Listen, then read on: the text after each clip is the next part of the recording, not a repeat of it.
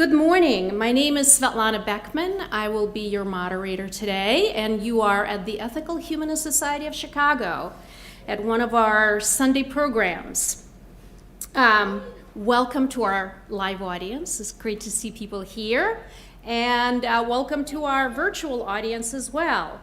And after our speaker concludes his remarks, we'll have Q&A, both for those of you who are in YouTube land and, of course, those of you who are here. And before I introduce our presenter, it is our custom to say a few words about humanism, as we are the Ethical Humanist Society of Chicago. So I was Googling, as one does, and I came upon the Nordic Humanist Manifesto. So the Nordic countries are Finland, Sweden, Denmark.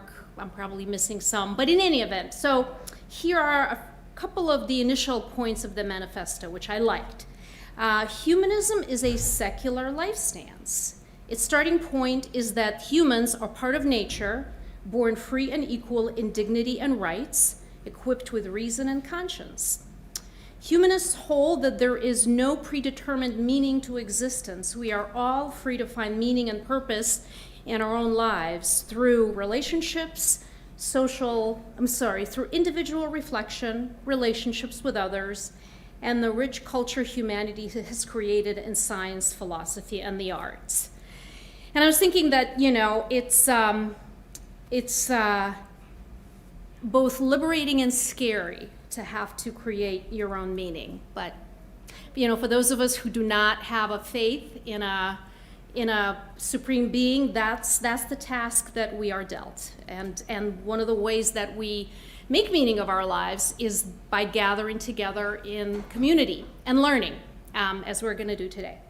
Alrighty, so our speaker today, Austin Berg, is the co-founder and CMO at Iron Lights, a digital marketing agency helping purpose-driven brands change the world.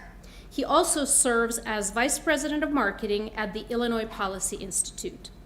He and his work have been featured in The Economist, The Washington Post, Chicago Tribune, Chicago Sun-Times, ABC7, Chicago, and WTTW Channel 11. I also want to mention that the way that I know Austin is I listen to this really excellent podcast called The Mincing Rascals, which gathers around a round table several local journalists who talk about goings-on in Chicagoland and beyond. It's extremely entertaining. Eric Zorn, many of you may know that name, is one of the frequent guests. Anyway, to continue on, Austin is the winner of 2 Peter Lesagor, mispronouncing, I'm sure, awards from the Chicago Headline Club for his photojournalism work, and was honored as one of Chicago's 20 in their 20s by Crain's Chicago Business. Austin is the writer of the 2016 documentary film Madigan, Power, Privilege, Politics. Austin also co-authored The New Chicago Way, Lessons from Other Big Cities, which is the topic of his talk today. Our programs address a wide variety of topics, including current events, philosophy, arts, and sciences, to name just a few. And today's presentation is part of our ongoing programming related to Chicago, and I think you'll find this talk very timely. Welcome, Austin.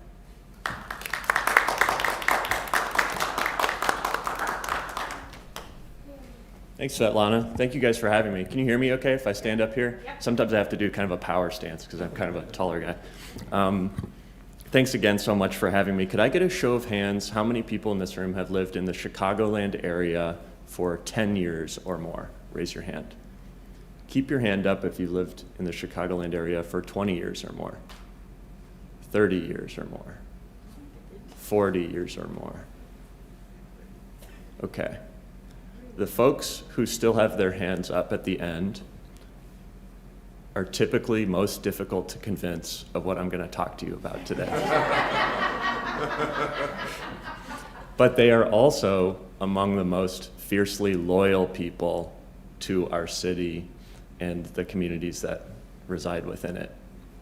And that tension is going to be a little bit of what I talk about today.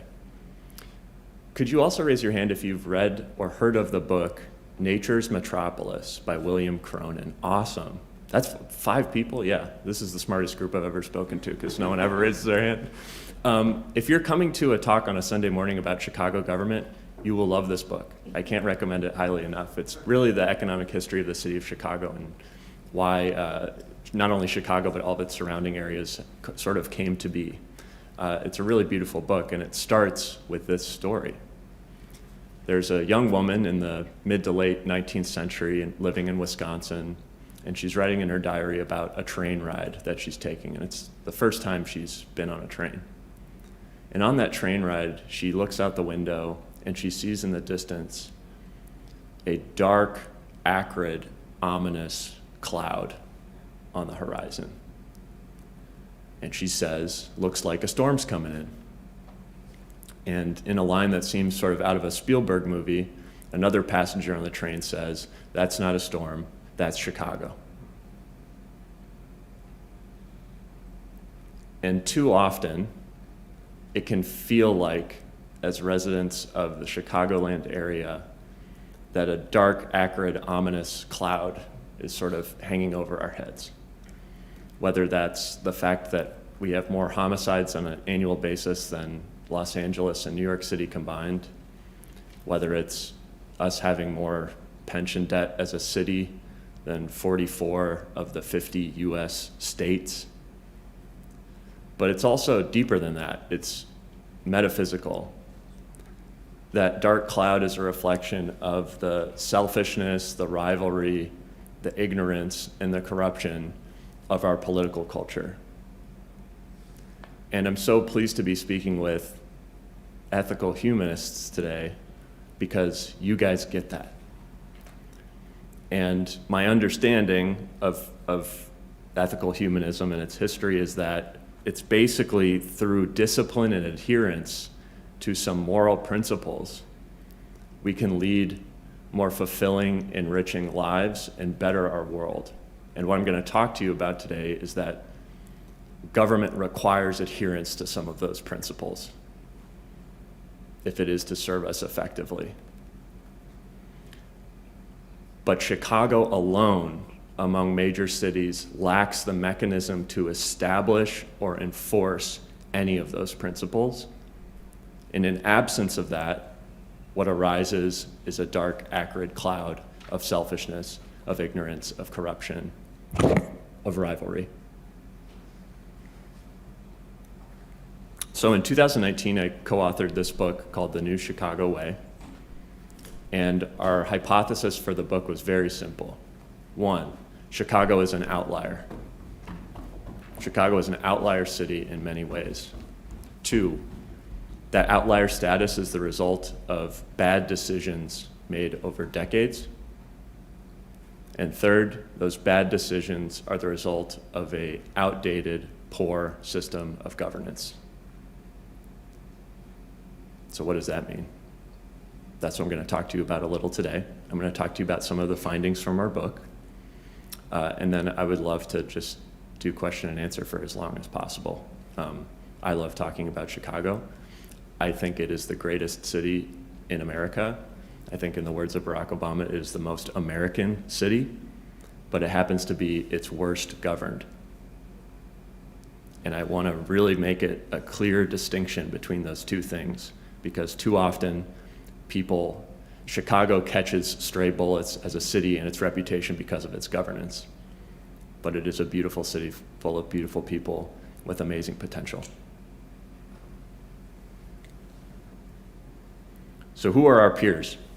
That's where we started in this book. We compared Chicago to the 15 largest US cities by population. We're number 3. We will likely slip to number 4 in the next several years. Our population is pretty stagnant while Houston's is growing. But in our book, we interviewed public officials from all of these cities.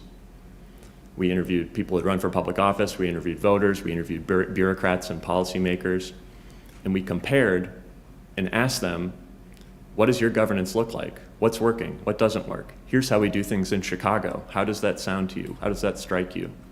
And that was really our methodology. So for 2 years, we interviewed people in all of these cities. Some of the things we found. This is not new to any of you. But I lead with it because it is the number one thing on everyone's mind when they talk about Chicago, sadly. Our homicide rate is the highest among major US cities. By major, I'm saying in the top 15. Oftentimes, if you talk about homicide rates, people will say, well, St. Louis is higher, well, Baltimore is higher. Those aren't our peers. Our peers are big cities. And as I said before, Chicago is experiencing more homicides on an annual basis than New York City and Los Angeles combined. That was true before the pandemic. That's not a new phenomenon.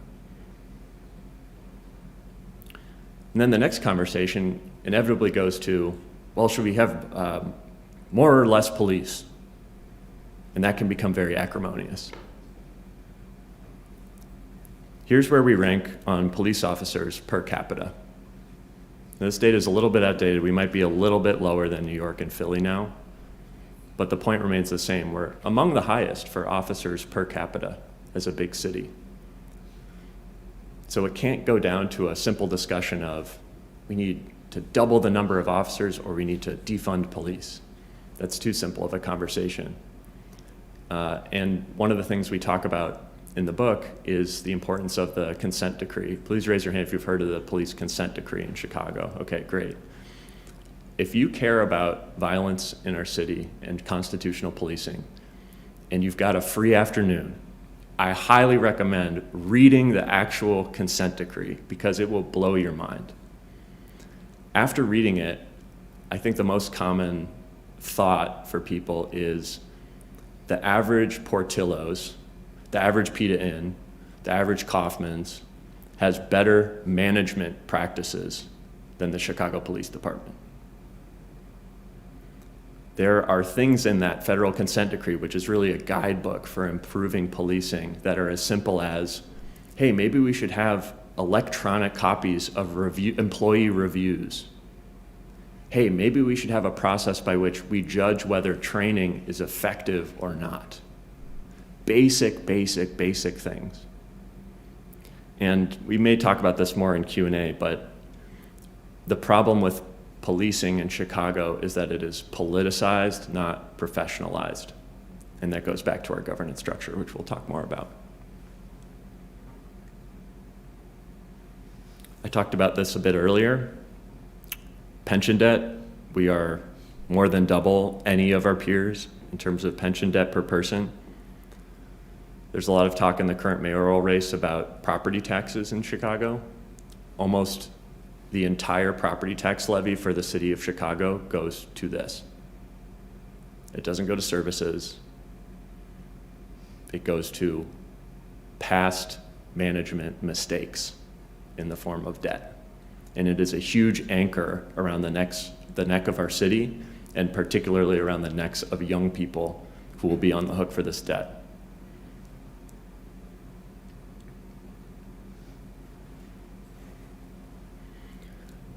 This is a comparison of the number of constituents served by each council member by city.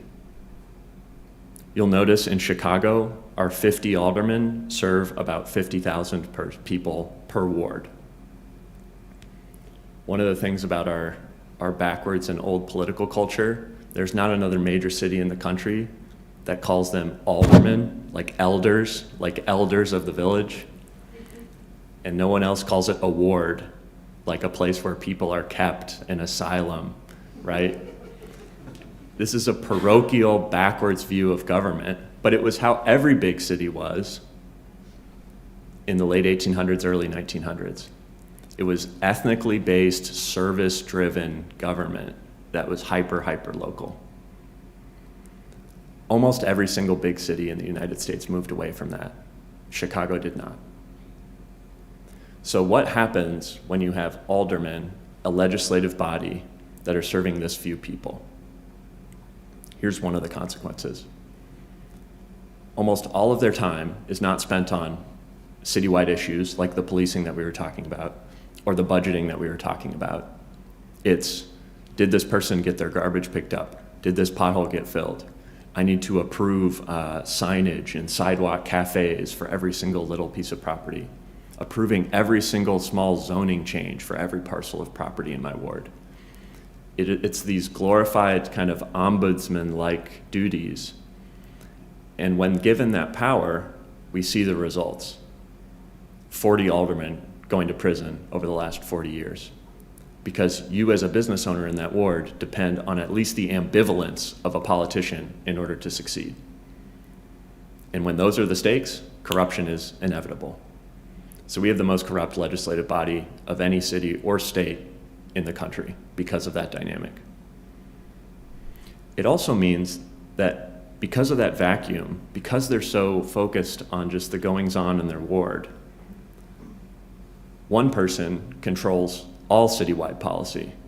Please yell out if you know the answer. Which office controls all citywide policy? The mayor. And we all know from our basic civics classes that one-person rule tends not to work out that great when it comes to governance.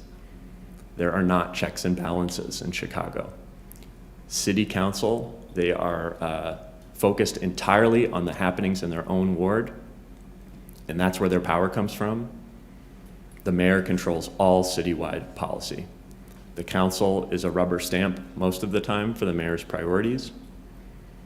The mayor actually presides physically over the council. If you can imagine the president presiding physically, over Congress, right? It's a huge problem with separation of powers. The mayor also appoints vacancies. So if someone leaves office, if an alderman leaves office, the mayor, not voters, pick who goes into that seat. We'll get more into this, but city council is one of the most broken elements of Chicago's government, and part of it is its size. If we cut our aldermen in half from 50 to 25, we would be about average. Los Angeles is one of the most interesting ones, 250,000 constituents per council member.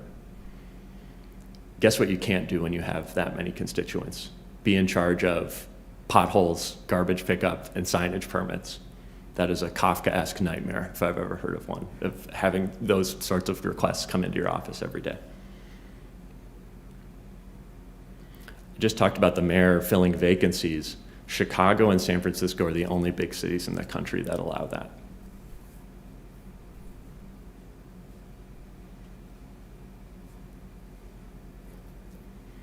Where do those powers come from?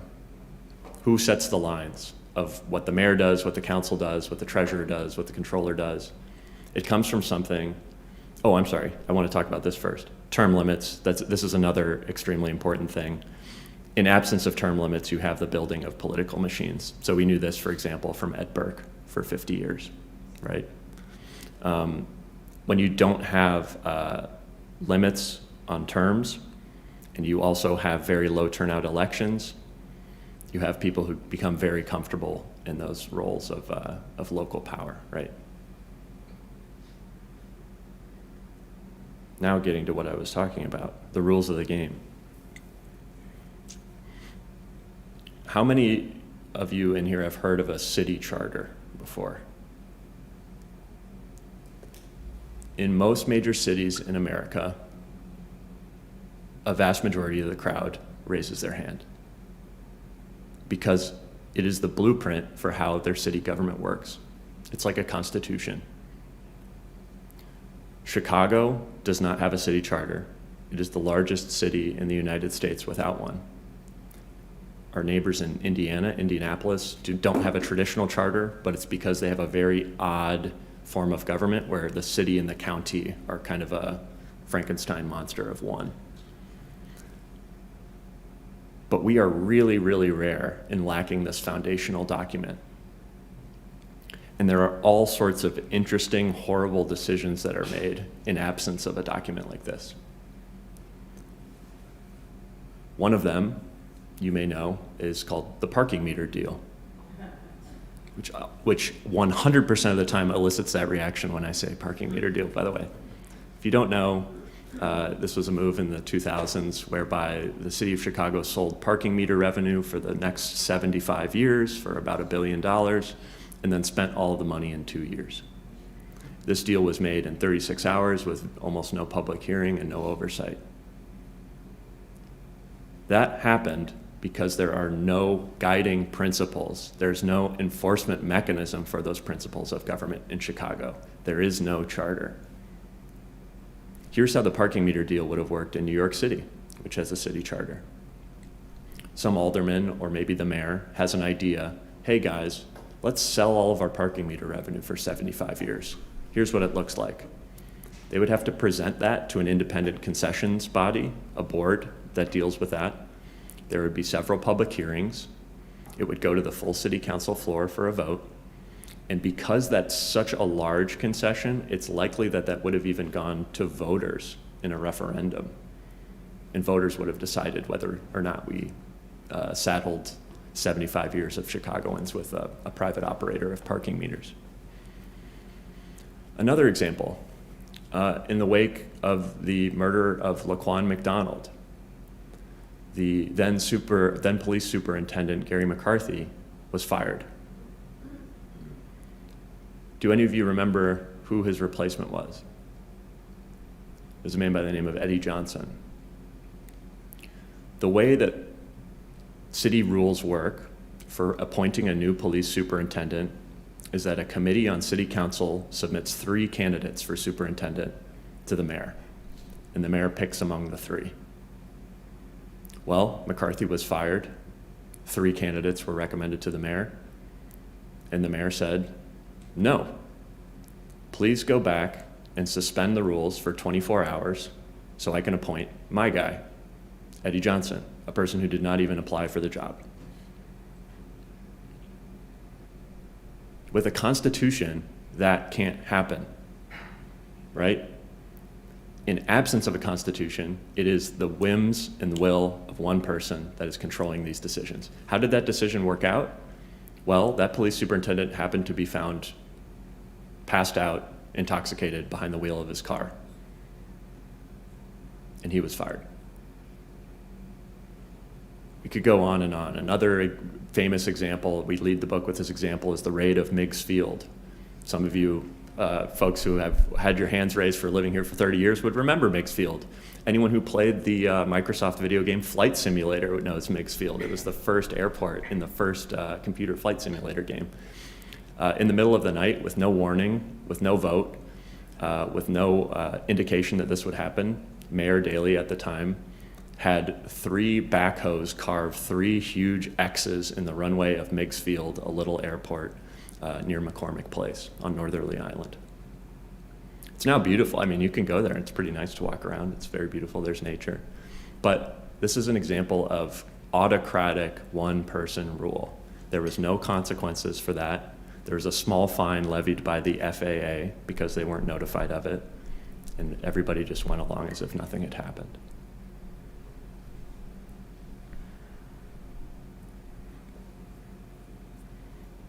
So people say, well, maybe we don't need a charter. We have elections.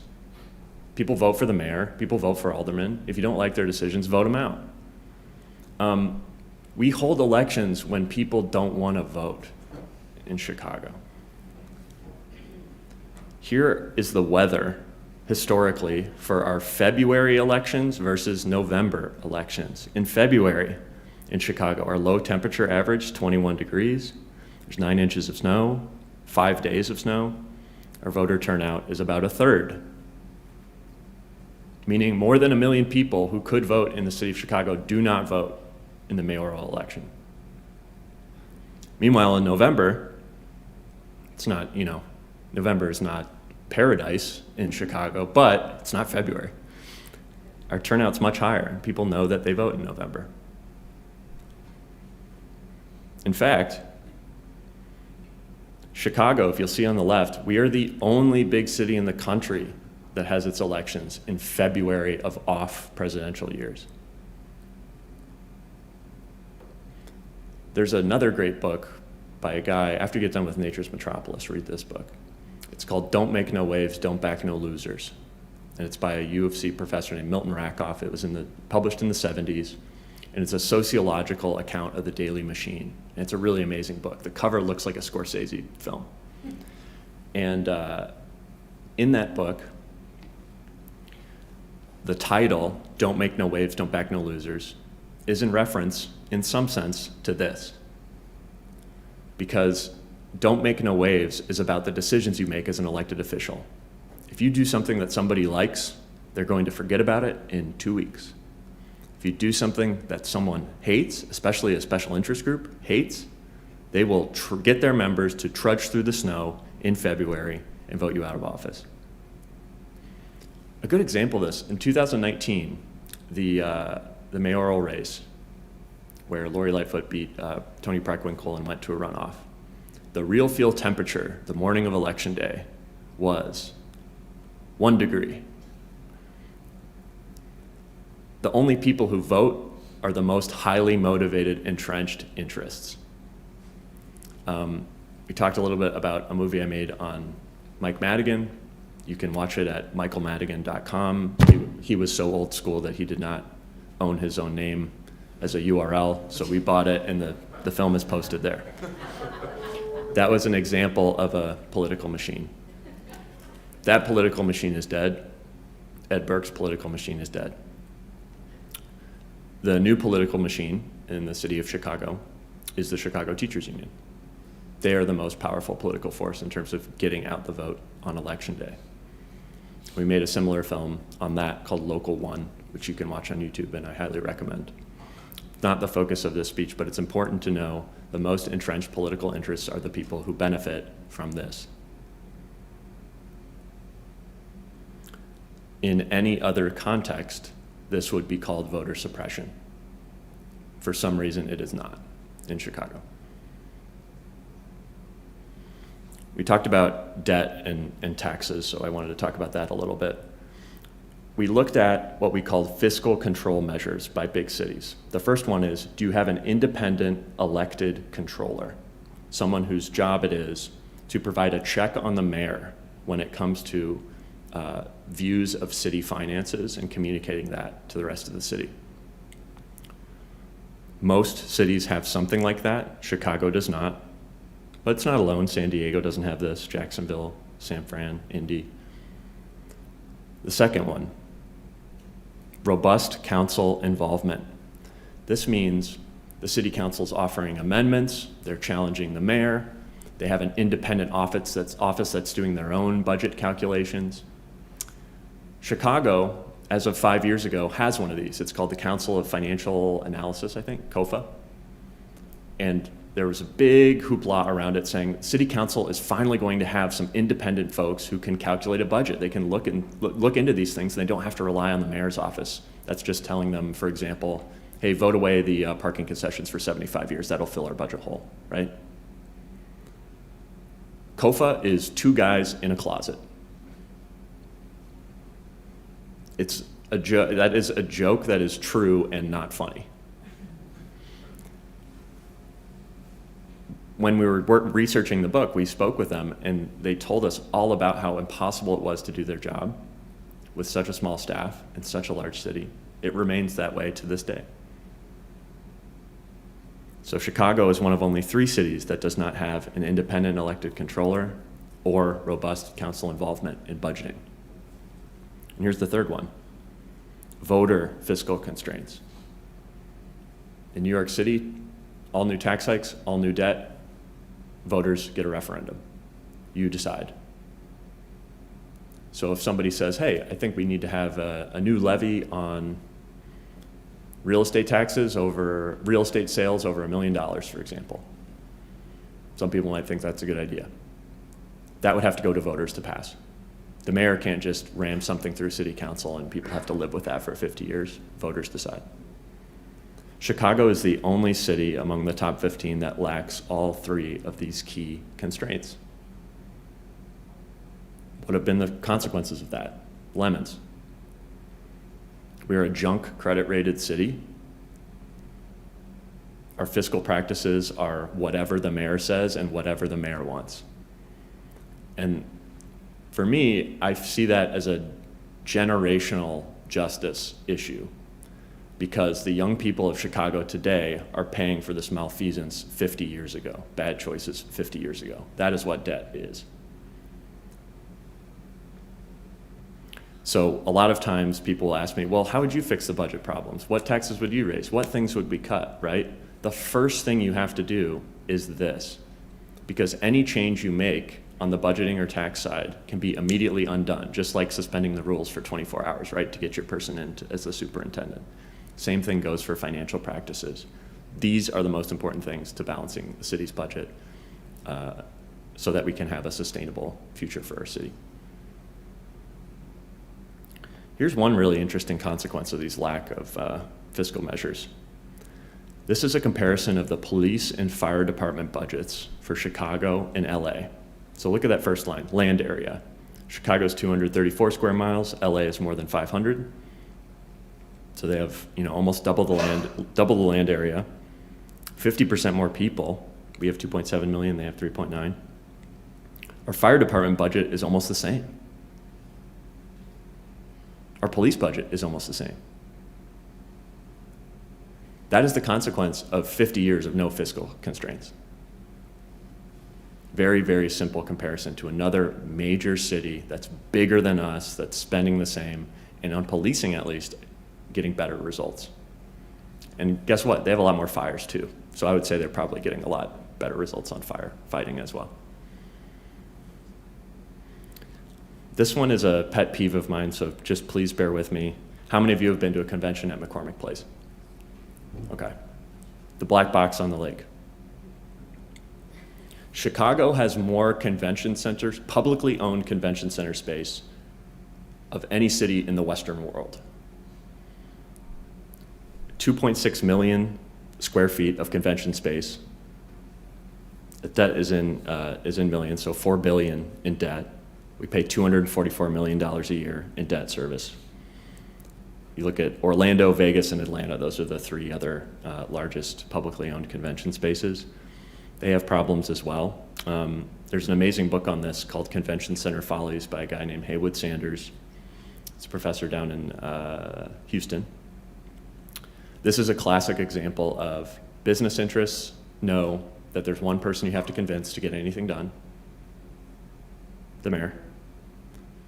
And they say, hey, we can get more hotel room stays, we can get more business, we can get all this stuff, we can get a new arena. Let's work behind closed doors to sign these deals and saddle all of the debt on the people of the city of Chicago. Every Uber or Lyft ride you take from the airport is taxed to pay for this. Every restaurant bill within the Loop, the North Side, and parts of the West Side are taxed to pay for this. This is a classic example of deals done behind closed doors with no public input whatsoever. The most recent two examples of these, Mayor Lightfoot signed a 10-year deal with Lollapalooza.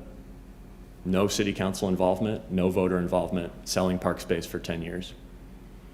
And almost a couple weeks later, same thing with NASCAR.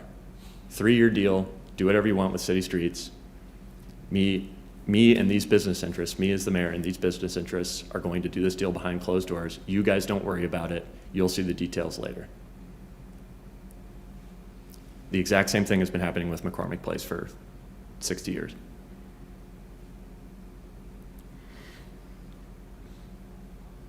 So now I want to go from, I don't want this to be a pity party about Chicago. We're going to go and talk about positive things. These are two continuums I want to talk to you guys about. The first is knowledge of our government, and the second is attitude towards our problems. So knowledge of Chicago government, it usually takes the form of, oh, did you see this crazy thing this corrupt alderman did? Or the political horse race of the moment, right? I'm of the opinion that you could elect Mother Teresa or Pericles to be mayor of Chicago, and they would be hard-pressed to solve any of these problems.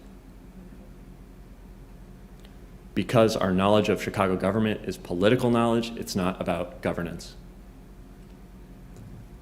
And when I say that no one in Chicago knew what a city charter was, I'm not talking about just an average person on the street.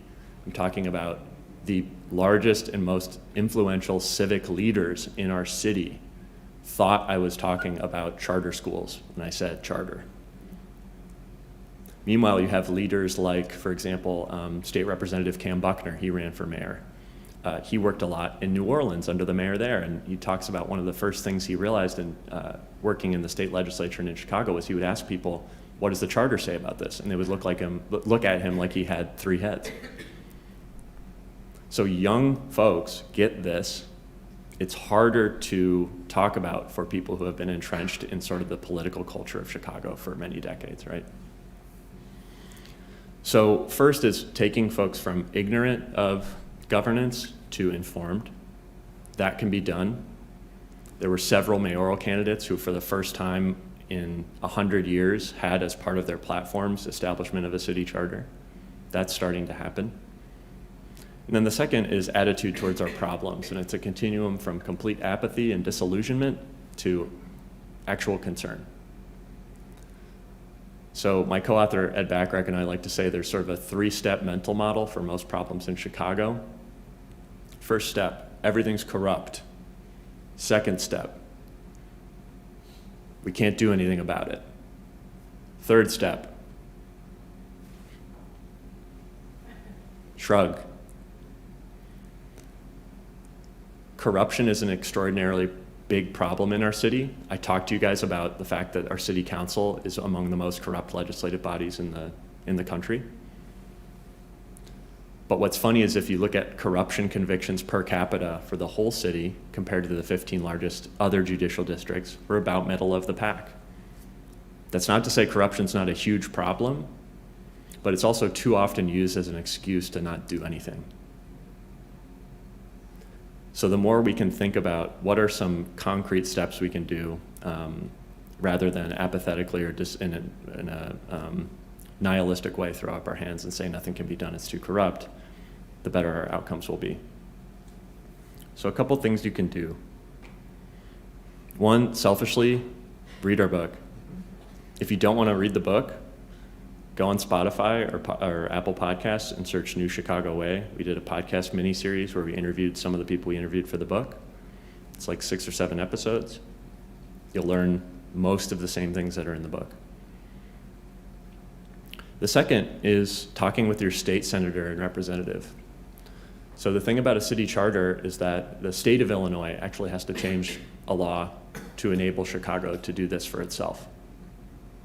So ask your state representatives and senators, have you heard about this idea? Do you know where Chicago's the only big city that doesn't have this key element of good governance? What do you think about that? And the third is to actually make the ask. We should have a charter for our city. There's a million other things I would like to talk to you guys about, but I think I will stop there. And I think Svetlana is going to come up and do some song and dance, and that I will be back to answer questions. But thank you guys for being so respectful and listening to me. Thanks.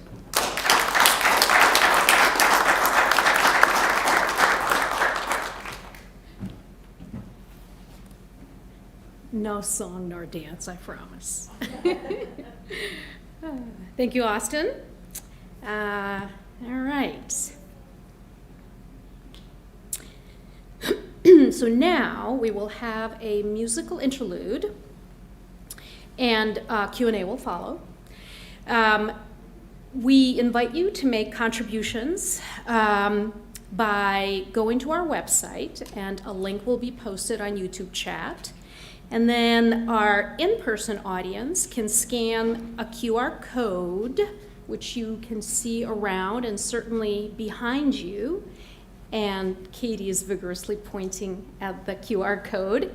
And there's also a basket, so you can be old school and put $5 in there. And that is what we suggest and encourage you contribute. But of course, any amount you are comfortable with is greatly appreciated. We appreciate all of you who sustain the society with your donations of time and money. Thank you. All right, so now we will do our Q&A. So this is how it's going to work. Those of you who are in the audience in person, please come up to the microphone and ask your question, and that's where we'll start with a few in-person questions. And meanwhile, folks on YouTube can type their questions into chat. I will receive them via my phone and ask those of the speaker. Please keep your questions brief so that everyone can can have an opportunity to interact with the speaker. So yeah, let's start.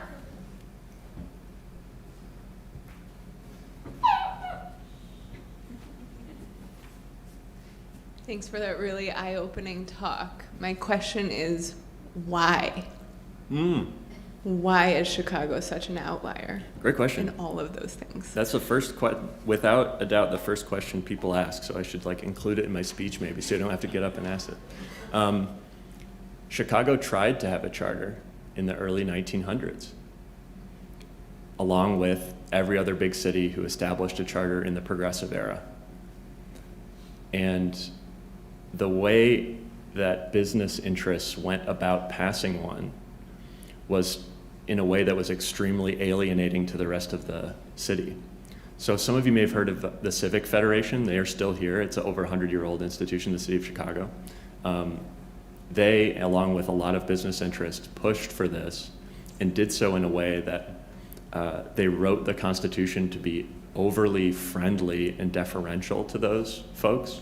And really the biggest political controversy at the time was around who is going to have rights of way on railroads, for example, who's going to control the street lamps, things like that.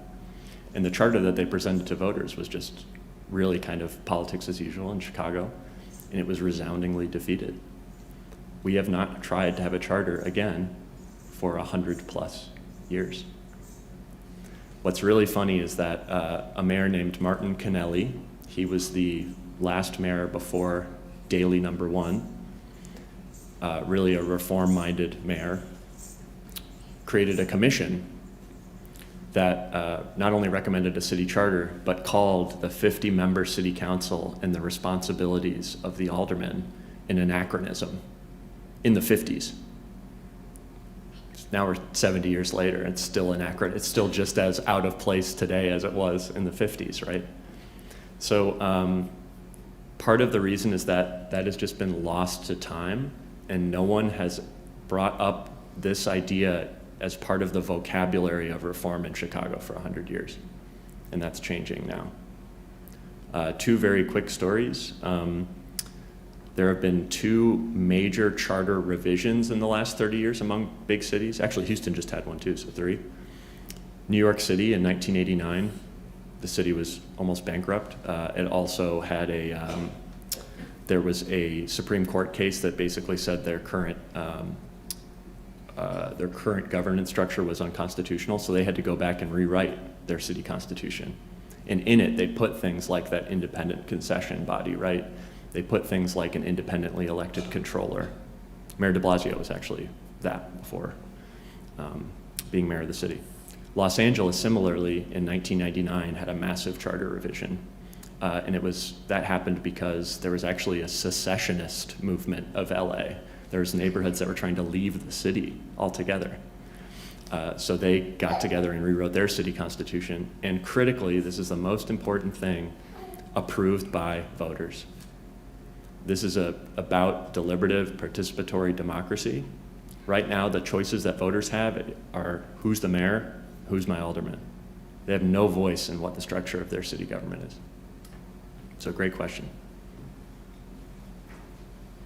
Thanks for the talk. I just had a follow-up for the slide that you showed about the police and fire department, I guess, total spending. Do you have a sense of what specific elements Chicago might be overspending on? Are police paid more here, or is it just lost to ineptness or? Really, really good question. We didn't boil it down to any specific thing, but some that really come to mind are things like massive overtime payments, which is a function of poor management, and also police misconduct payments. We've paid $500 million out in police misconduct payments to the city of Chicago over the last decade. Those misconduct payouts are a function of poor governance, poor management, and it has huge costs for taxpayers. So when people ask me, what do we do about public safety in Chicago? The number one thing I say is get the consent decree done. It's a literal manual guidebook. It's a checklist of things you can do to ensure constitutional and effective policing in the city of Chicago. And we're way behind on it. Thanks for your talk. You mentioned that the teachers union is the most powerful next entity, whatever. And I'm curious how to think about sort of the nature of boards of vacuum, and if we have this, or like, isn't there sort of a natural action reaction if there's a very sort of despotic leader that people would try to find other sources of power to sort of push against it? So maybe that's not surprising. And could you talk a little bit about the public unions, including the police, and my impression, possibly wrongly, that they have been more successful than other unions at, as you just mentioned, indemnifying their members for inappropriate behavior and having us pay for them? Absolutely. So the first question is sort of the rise of the Chicago Teachers Union as a major political force. So I definitely encourage you to watch, if you go to YouTube and you type in Local 1 with the number 1, you can watch the documentary. 340,000 people have watched it in the last month. People are really hungry for knowledge about how this works ahead of the mayoral election. And really the story of CTU is, I think in some sense, they arose as a direct consequence of mismanagement of Chicago public schools. And you almost think about it similar to sort of a Trump phenomenon where it's like, well, who's giving the biggest middle finger to people I don't like? I'm behind that. And that leadership structure is really the leadership structure. It's a caucus called the Caucus of Rank and File Educators that controls CTU currently. They have changed the union from a service model of servicing members to an organizing model as a political entity. It's a $30 million a year organization. 19 cents of every dollar goes to representational activities, meaning helping teachers with work disputes. The other 81%, about $20 million a year, goes to overhead, leadership priorities, politics. I think that that's a problem. It is also a problem because state law stacks the deck entirely in favor of government unions, whether it is the police union, which oftentimes can bargain to avoid accountability, whether it's the teachers union that can demand things far outside the realm of just salary and benefits in contract negotiations. In the last major contract negotiation that ended in a strike, we've had 4 strikes in the last 10 years. There were demands of affordable housing for educators. There are educators in my family. Educators are some of the most important people on earth. But when we're talking about contract negotiations between a government union and a government, there needs to be boundaries on that, or else you get to bargain for things that are against the interests of the people you're trying to serve. And that is true for the police union, and it's true for the teachers union in Chicago. Hopefully that answers your question. I was a little rambly, but yeah. Hi, first a disclaimer, I left Chicago 36 years ago, and part of it was because of teacher strikes. But I continued to commute to Chicago for 29 years after that, so I feel like I'm in touch with some things. Mm-hmm. It was a general notion among the people I worked with that the crime in Chicago was not a big problem because it was so segregated in certain areas. And I wonder if that is like officially institutionalized in some way. Mm. The question is whether our reaction to the violence as being not as big of a pressing issue because it's segregated to certain neighborhoods, if that's sort of part of our DNA. I think absolutely.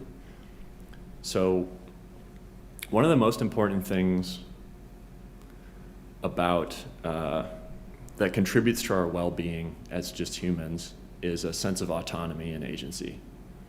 That I have control over my environment, I can make choices, and things happen as a result of those choices. I have free will, and I can act as I please. Public safety in Chicago and the coverage of it, I think, encourages a lack of agency.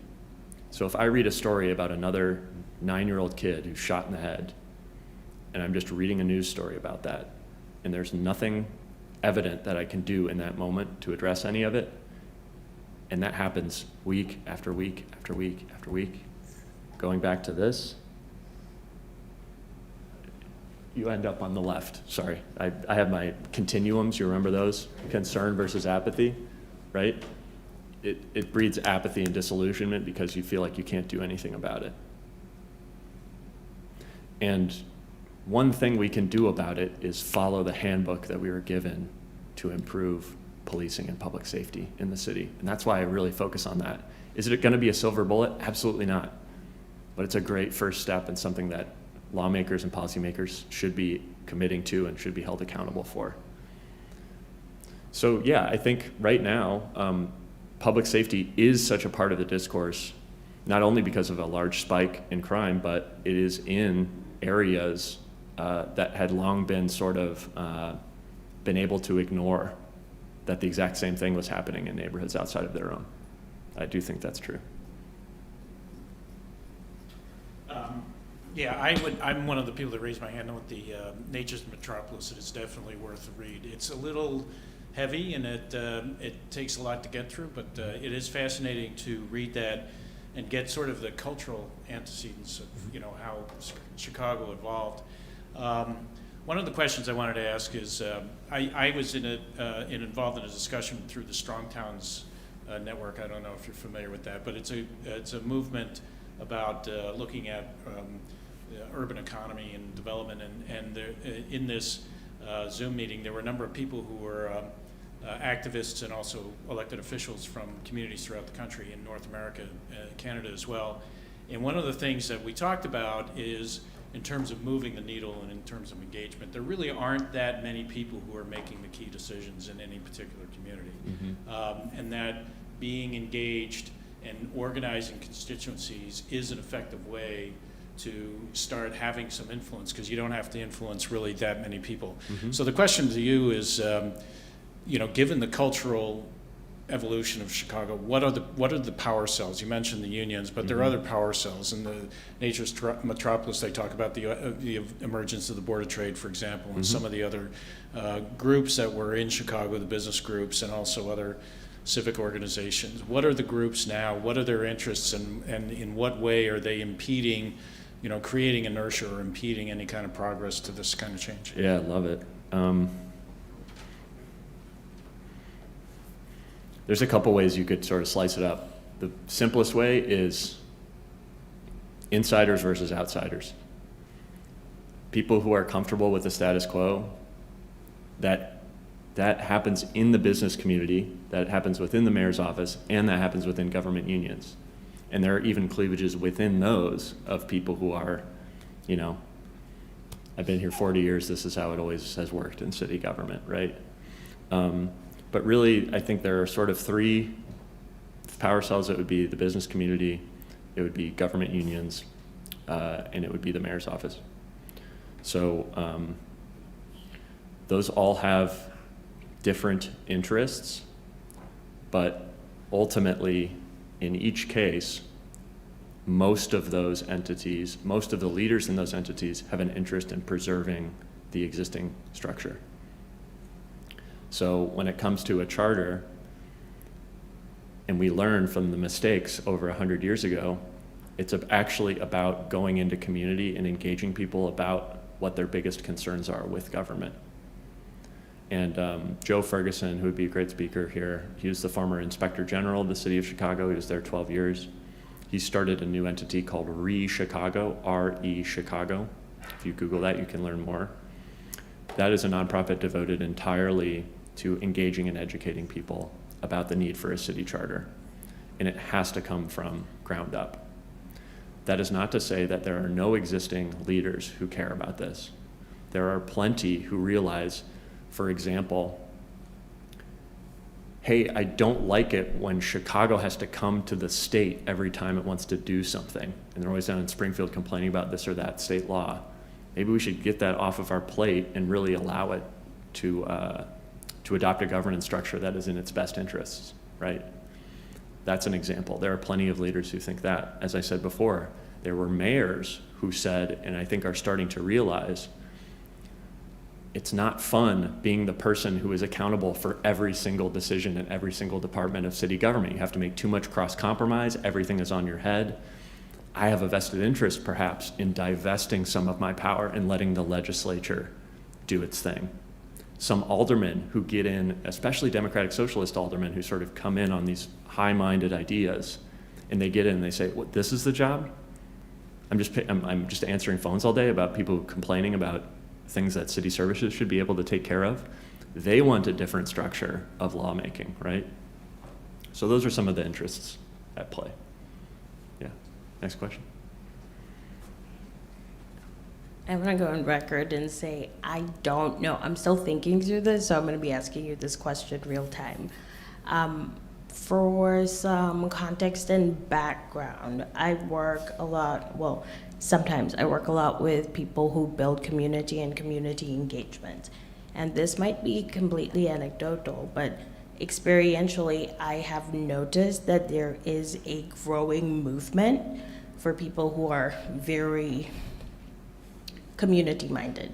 And a lot of people are very interested in getting more involved in politics. I was thinking specifically about your continuum, and a lot of people are now trying to transition out of apathy and are growing.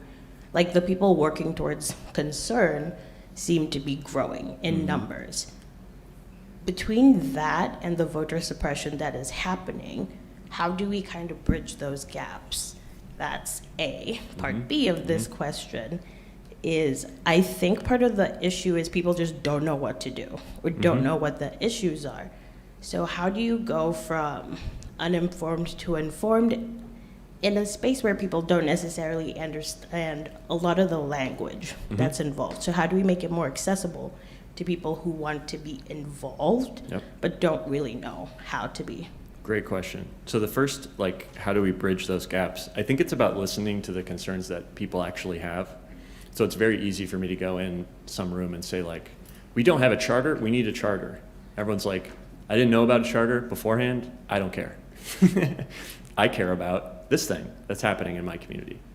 So for example, if people are concerned about public safety and policing, whether it's you think crime is out of control in my neighborhood, or you're more of the, or you're focusing more on, hey, there are serious constitutional rights violations by policing, whichever spectrum you're on that, it's important to listen to those concerns and then frame up the solution in relation to those concerns.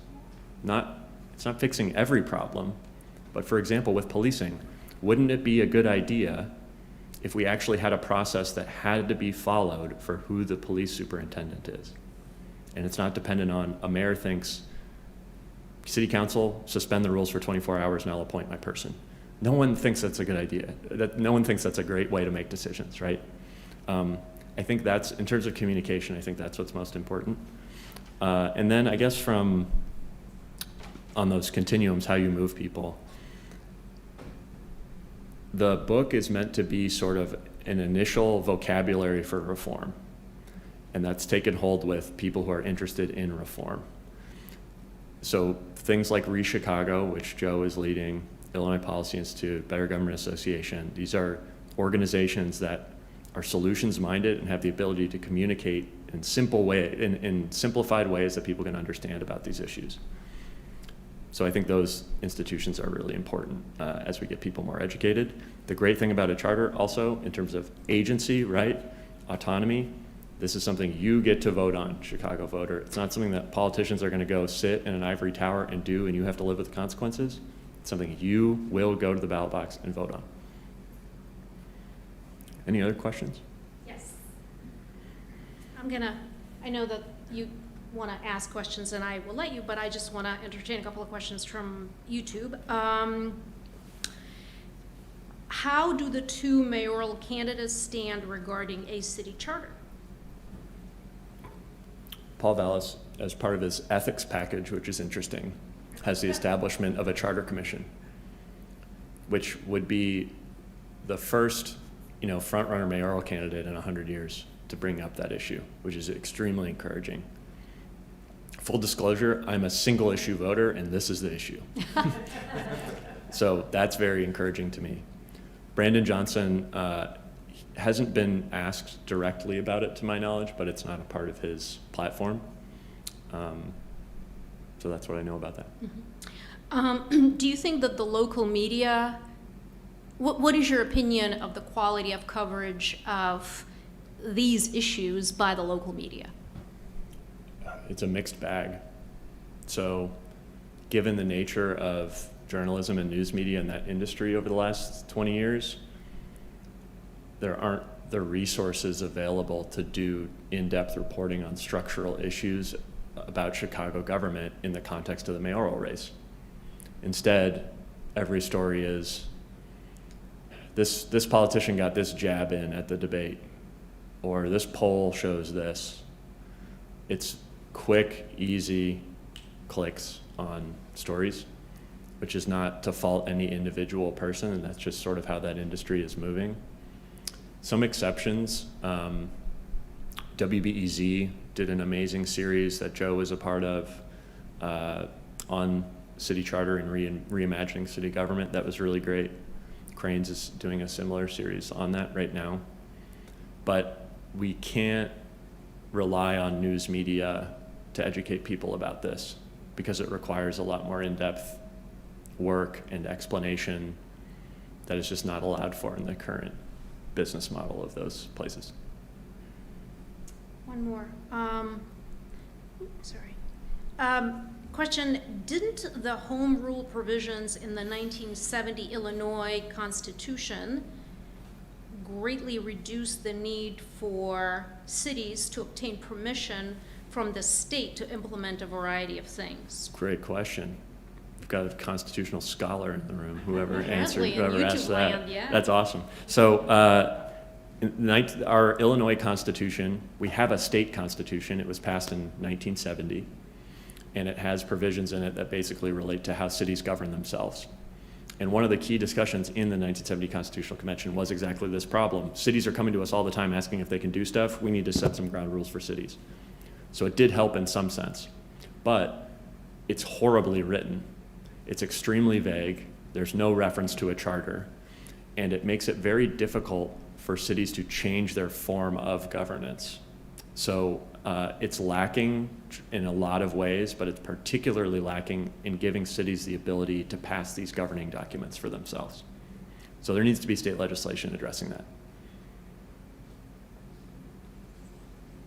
Very interesting talk today, thank you. Thanks. I was struck by your comments when you called the pension debt situation a mistake and the fire department overtime situation a result of poor management.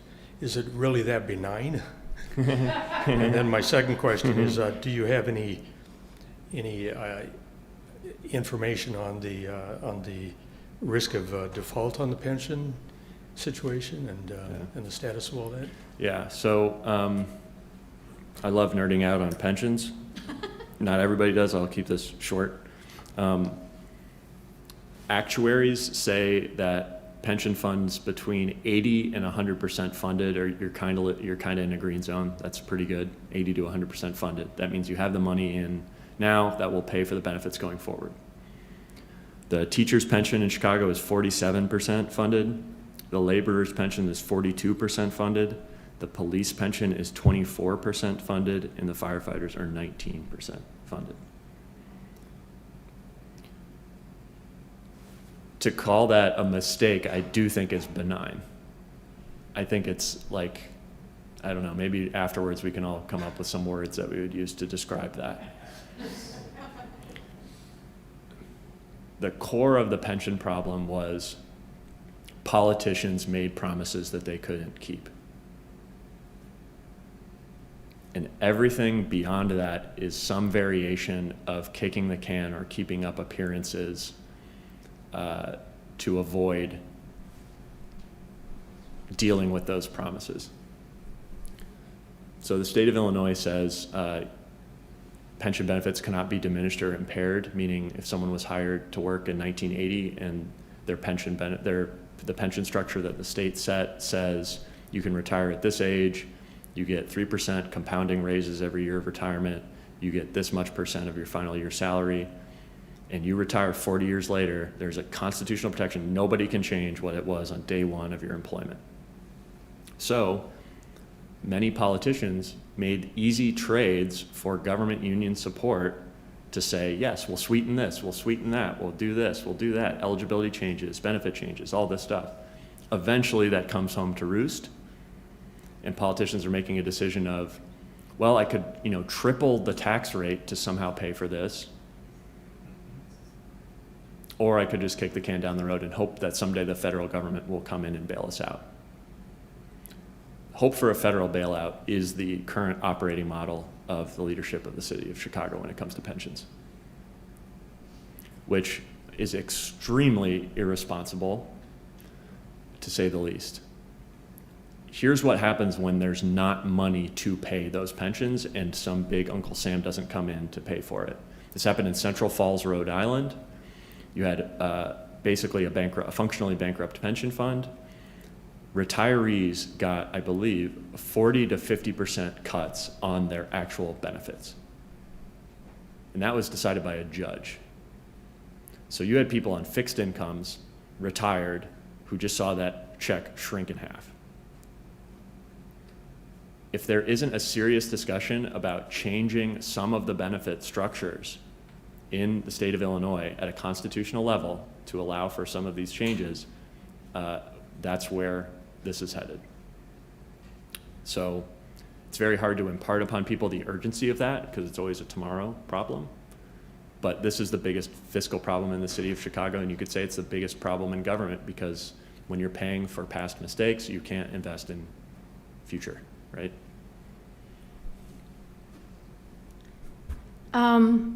How did you become interested in these topics? I mean, what was your journey to this area?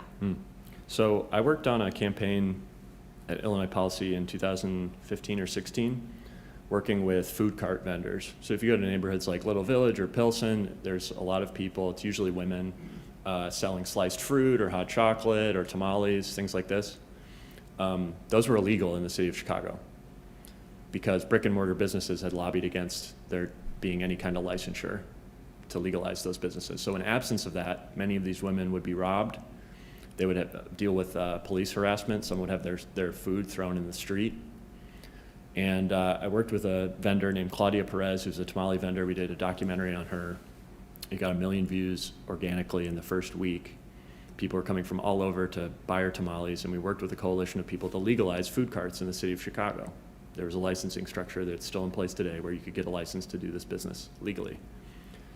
And so I got to be in City Hall and watch all these women be so happy that, wow, the city's finally recognizing our hard work and entrepreneurship, and we're a part of this city. And then one by one, you watch aldermen say, not on this block, not next to this business, not in my ward, not in my city. And it's this patchwork of ridiculous laws and regulations now around whether these people can do a business. So I filed that away and thought, oh, that's not really about any one personality, that's a structural problem. And the same time I was working on this documentary about Mike Madigan, which of course is seen as sort of this big boogeyman figure, but the problem with his rule was structural. It was about one person controls all the rules in the House and decides which bills live or die. One person controls the party apparatus and the policymaking apparatus at the same time, so there's inherent conflicts of interest there. This person is allowed to work as a property tax attorney at the same time he's a lawmaker, so you can easily just pay him off by hiring him to lower your property taxes, right? It's not about any one person, although he's an extraordinary figure, right?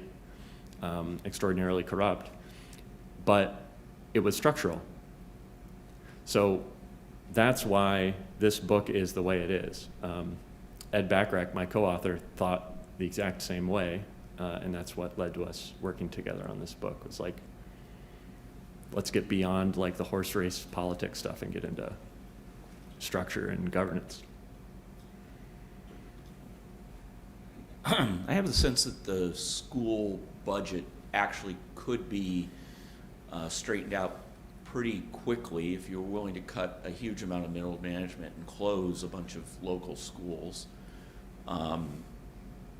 Is it the teachers union that just fights that? I don't understand where the protection for the middle management comes from at all. Great question.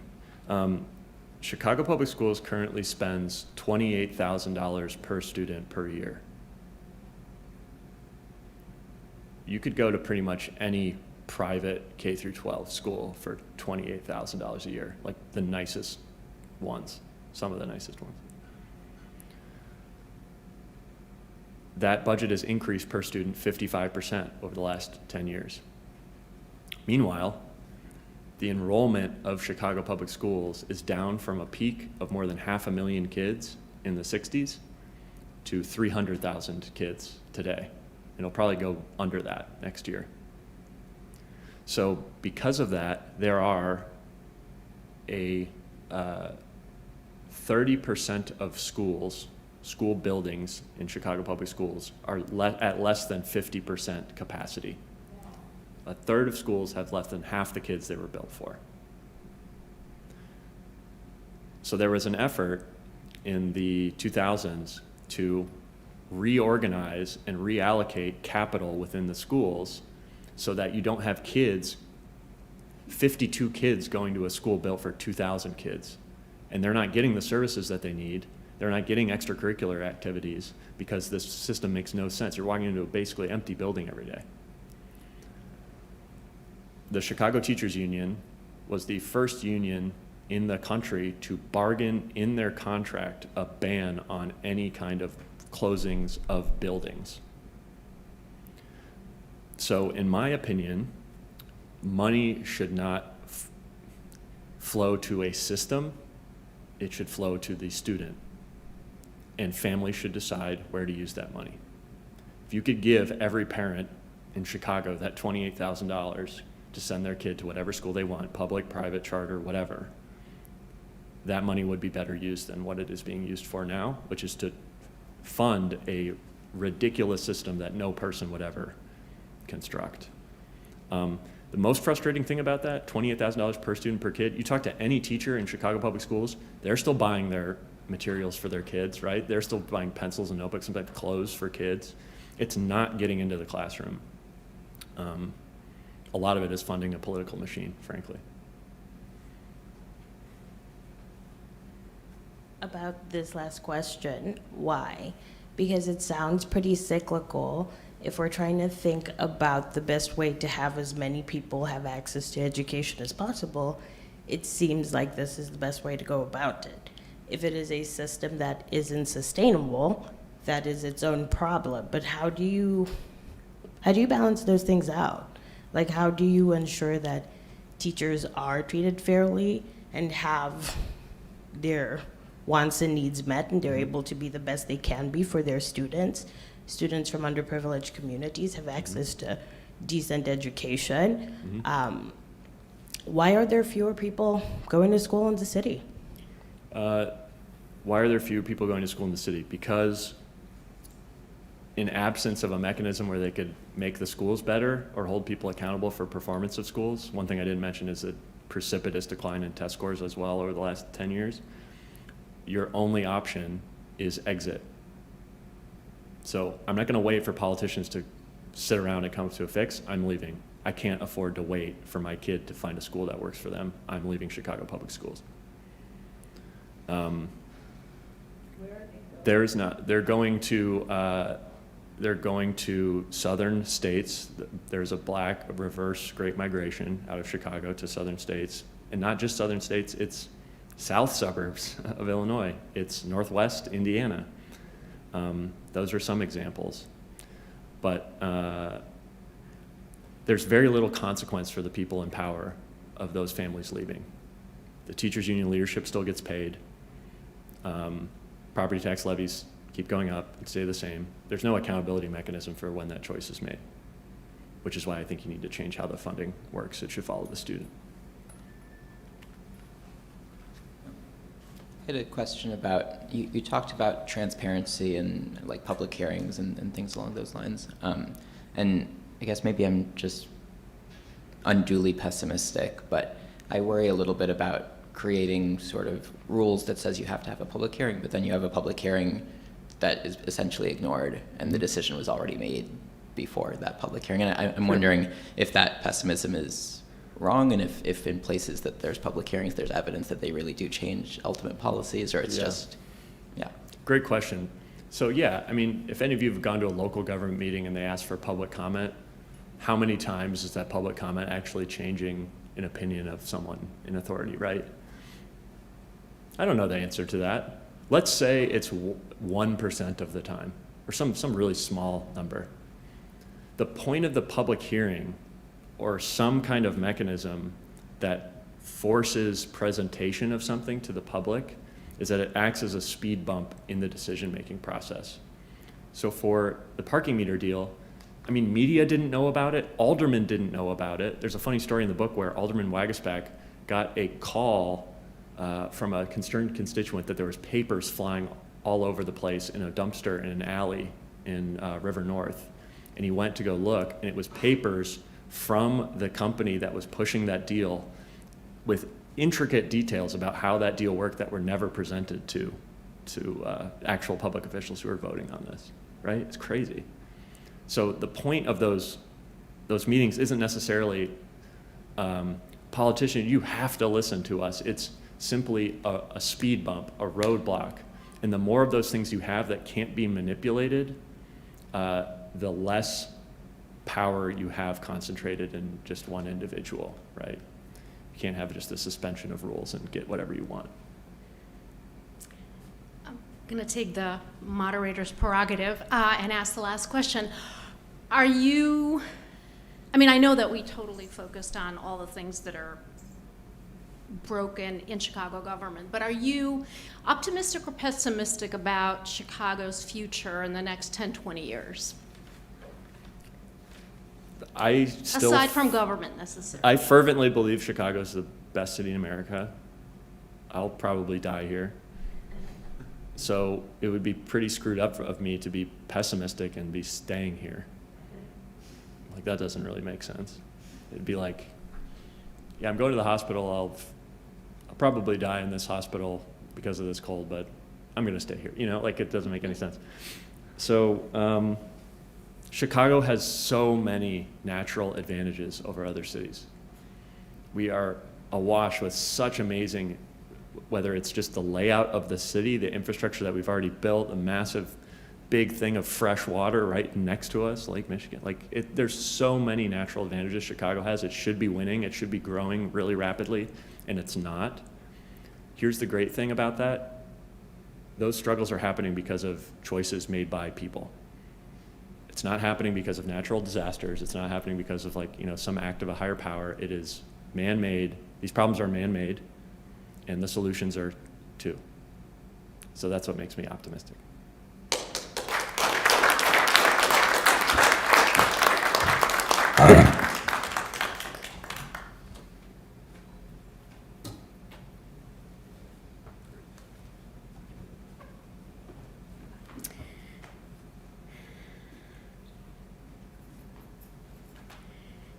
Thank you again, Austin. This was wonderful. After I do announcements, we're going to have a little social hour back there with some refreshments. If Austin is able, I'm sure he'll stick around and we can chat more. Thank you. Bye.